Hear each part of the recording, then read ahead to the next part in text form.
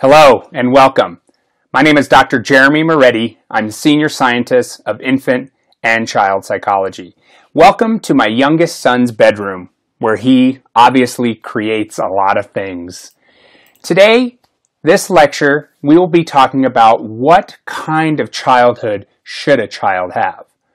Now, key factors associated with a happy and psychologically healthy childhood are embedded in the simple and complex experiences that promote warmth, rules, boundaries, behavior control, supportive responsiveness, and expectations. Now, according to research, these factors positively affect children's traits, such as academic achievement, student engagement, independence, physical activity, curiosity, motivation, self-esteem, self-control, and friendliness.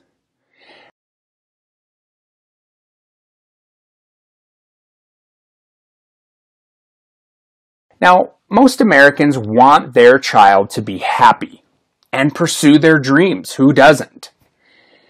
What does this mean? It sounds simple, right? Well, American parents believe that children in the U.S. should be raised to seek independence and stand up for their own rights, but at the same time, treat others the way they wish to be treated and valued, like self-sacrifice for the common good, which helps reinforce group identity, while still focusing on the individuality of each child. This helps support and encourages independence. This is difficult because based on the various religions, political views, and ideological views in the U.S.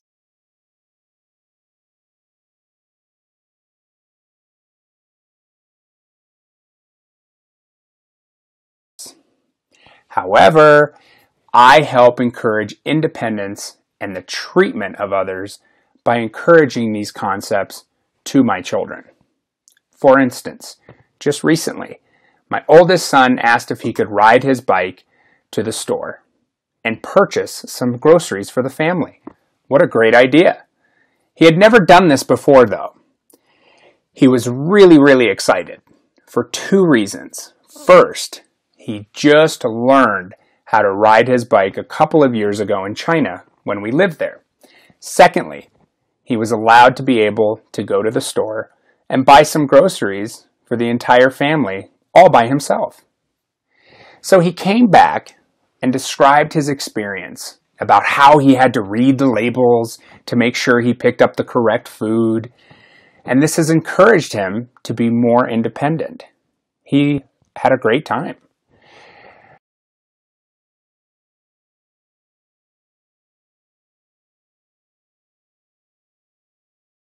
Americans are always concerned with childhood development as Chinese families.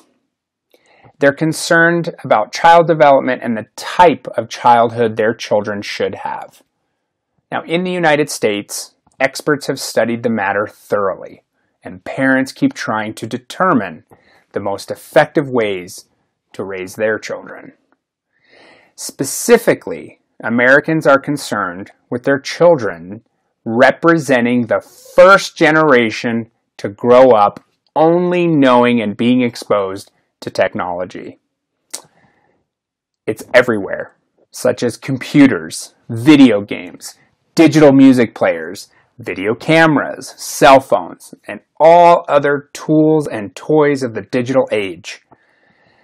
American parents are concerned that all of this technology is affecting children's brains. Now, as a scientist, we don't know to what extent it's changing the brain necessarily. We do know that it is changing the children's thinking patterns as well as their behavior.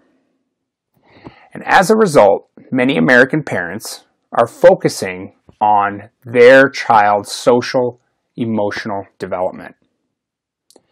In order for a child to have a happy childhood, They should spend their time exploring, asking questions, creating, and discovering new ideas, but not watching TV for hours or playing video games.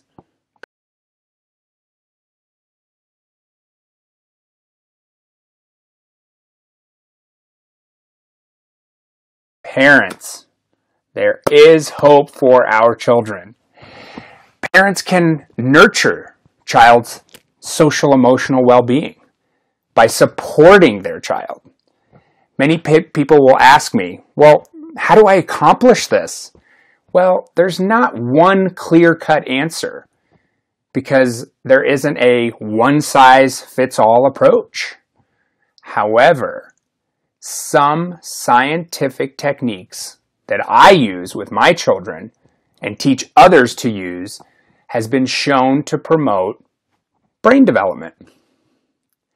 Some methods I use with my two boys, who are now ages 8 and 11, are learning to really listen to them and not discount what they're trying to say.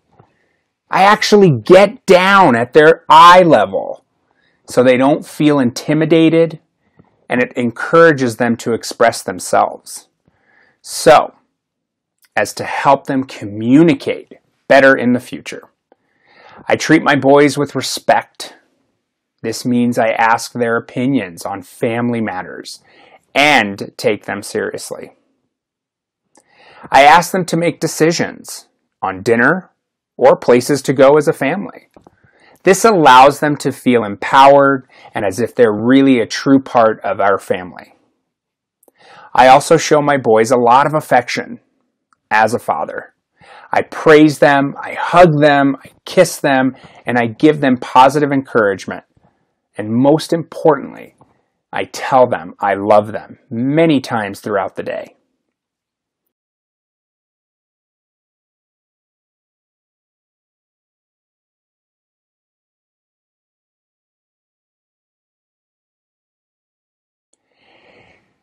In many American families, both parents work, leaving them really no choice but to depend on others, such as daycare, to provide social, emotional support for their children. Many parents, including myself, seeked daycare centers with a strong philosophy in social emotional development. Now, some of the features that you want to look for in a quality daycare center include parental involvement, a current state or province licensure or accreditation. You want to look to make sure the children are happy, the staff are happy, there's appropriate educational philosophy, make sure it's a stimulating environment, make sure it's safe, clean, and a healthy setting. As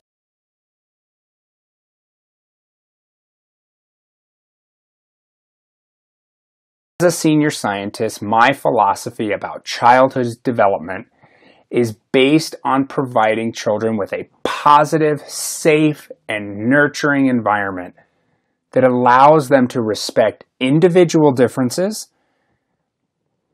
Some ways to accomplish this is to teach your child about differences. This can be done by exposing your children to various people or situations where people are different. One way I do this is by reading to my children about different people. We continually read to my boys about how people are different and unique because we can learn so much from everyone. We teach our boys that education has no boundaries and learning from different people is so valuable.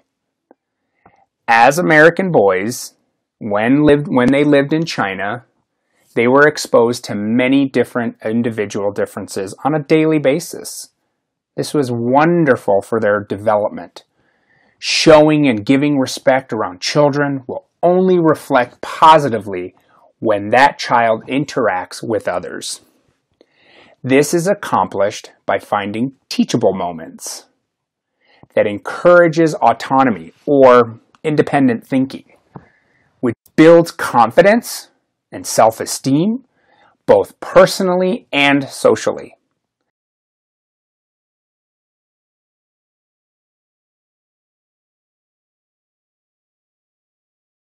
I believe that if children grow up happy, content, and willing to take chances as a contributing member of our society, it will benefit both families and the community. This is much more important than having a high IQ, which does not guarantee future success or determine a child's ability to be self-disciplined, motivated, or display enthusiasm for life. Much research has shown that in recent years, we have experienced a degeneration of emotional learning across cultural and class boundaries, and that the results have been an increase in pessimism or negativism, social pathology, violence, and unfortunately suicide. I believe this is due to the overemphasizing of IQ, to the neglect of emotional skills such as empathy, responsibility, persistence, impulse control, and caring.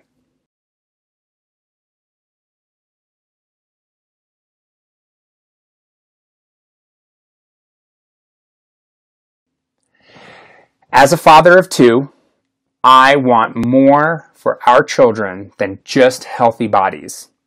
I want our children to have lives filled with friendship, love, and high deeds.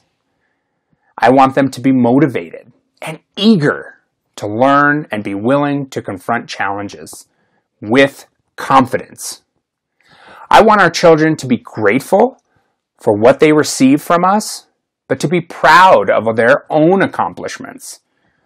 I want them to grow up with confidence in the future, a love for adventure, a sense of justice, and courage enough to act on that sense of justice. I want them to be resilient in the face of setbacks and failures that life always brings. Again, as a father of two children, I wish for them to be people of character. I want them to be strong, but not tough. I want them to be gentle, but not weak. These are all characteristics that I work on every day with my two boys.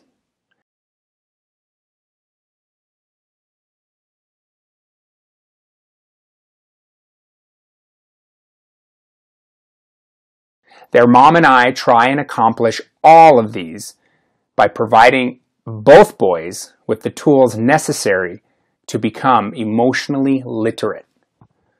This can be done by increasing children's self-awareness or managing their emotions by using materials that help them identify their feelings, like reading books, builds a feelings vocabulary, and recognize links between feelings, thoughts, and actions. Now, I do this by providing my children with what we call a mood chart. Each day, we set out the mood chart to help us understand the type of mood that they're in. This allows my children to know that it's okay to have feelings, it's okay to have different moods, but it's not okay to act out and behave badly.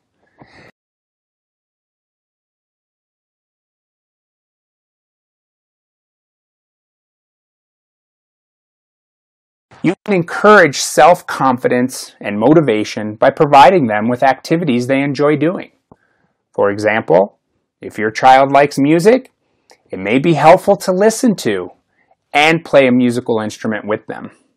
Support them by providing them positive feedback, such as, "Wow, you play that instrument so well, and I love hearing you play."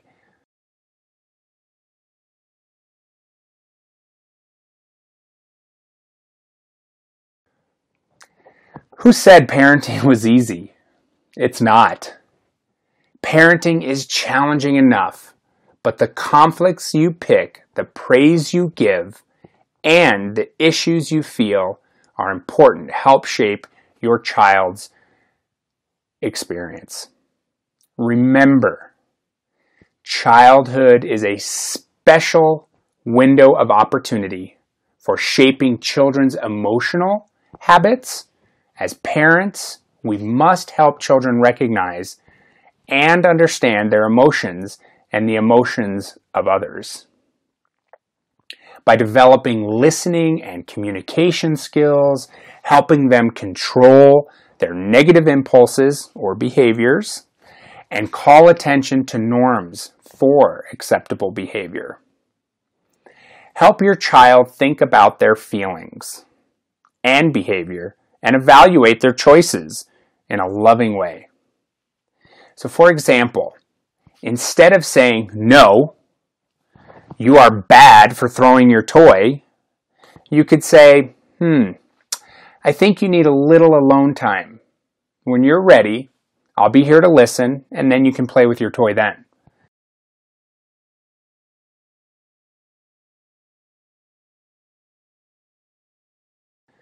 Now, after your child has calmed down, because they will calm down, you can confront your child and say, "Now, I know you're upset, and it's okay to feel upset, and it's okay to feel angry, sad, frustrated, but it's not okay to throw your toy."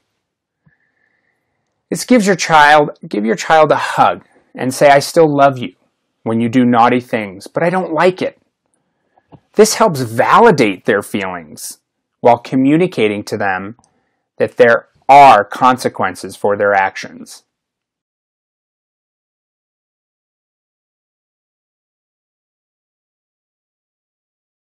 Also, if children learn to persevere and accept mistakes as a natural part of learning, they'll be better able to control themselves and handle their frustrations in positive ways. Promoting EQ or emotional intelligence in children is vital to the safety and future existence of our society. We know that. Remember, children are naturally lifelong learners, which means they will continually develop their IQ, but need guidance and understanding EQ skills, because children do not have the capacity to understand these boundaries, rules, and norms of society. They need to be taught how to effectively recognize and manage their emotions in a variety of situations in a constructive and ethical manner.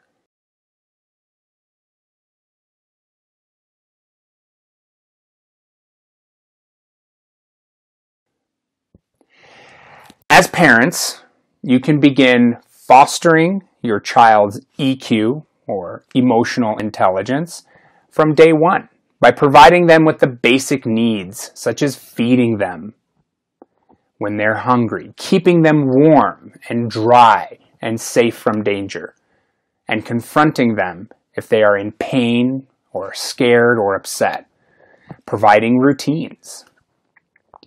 This will instill trust and healthy emotional development. So, come on, parents and families, join me in supporting and nurturing our next generation of children's EQ or emotional intelligence by contributing to the emergence and reshaping of the landscape of childhood development. 谢谢你。